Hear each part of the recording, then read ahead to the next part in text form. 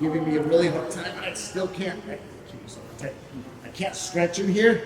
Then I'll take this hand and I'll go into a power half. I'll pull and I'll open his arm up away from his knee. Then I'll shoot through it. I'll go back through it.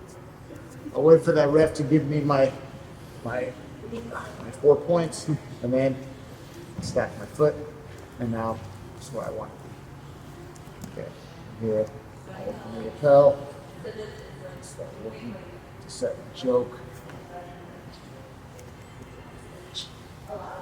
or I'm going to start working into my rear naked. There's different ways you can do it. Some guys will kind of surf with their knee if he takes off. They'll kind of surf. They'll kind of use this to kind of help bring their hip off the mat. And we'll go to that position here. Okay. But you're okay here. Sometimes you don't even necessarily need to rush to this, right? If the match is coming to an end and you need the points, yeah. But if you have the shoulder and the opposite hip pinned or trapped, in this case hooked here and underhooked, you're going to have good cross-side connection here. Where bottom hook and the bottom hook and the top shoulder gives me like a cross-side control here, right? Where it makes it hard for Peanut to kind of get away from me. It's hard for him to slide his hip out because I have that bottom hook in, right? It's hard. It's going to be hard for Peanut to get his shoulders to the floor because I have this top arm trap.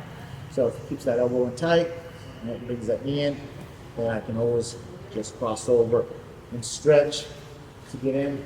Or if he's just being really stubborn, then I can go into my power. All right, open up.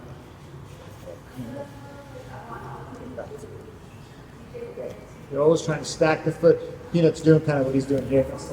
He's got my foot trapped. Then you're gonna have to kind of fight from this position here. Right. So finishes down here. He's keeping that chin down. I'm gonna put it right over his chin here.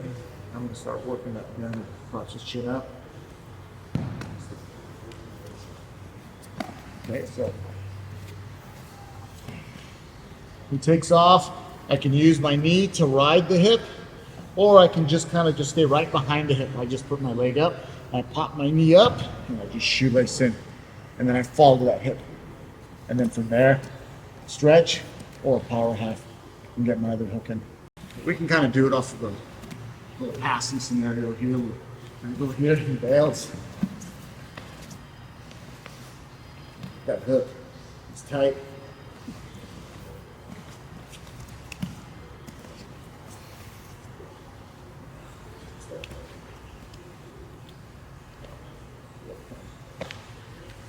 Okay, so bottom guy bails, his hip comes off the floor, and instead of stepping over to the chair, we just shoelace in and get that bottom hook in and then work our top hook in. All right, 1, 2, 3. Archie.